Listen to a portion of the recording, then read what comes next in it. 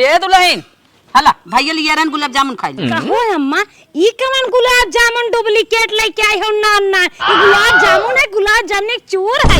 कितना ले आए रहन जौन चट लेके आई बा तू देखाई ना निकला गे तो खान कैसन होए धन्य हो का जन कैसे तू से दिखान लेके आओ हम तो फेंक दे। अच्छा ये बता कितना ले आए रहन? आधा किलो दुल्हन। अरे अम्मा कैसन तोहार भाई बाप हन आधा किलो मिठाई लेके आवत है, हमार भाई बाप आवत है 5-5 किलो अच्छी ब्रांडेड खोवा वाली मिठाई लेके आवत है और 4 गांव बांटा अच्छा लागे।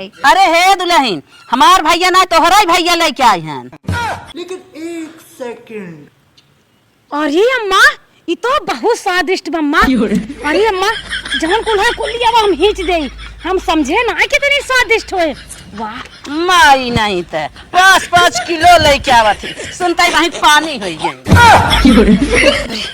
बुढ़िया गजब फसाई दी है।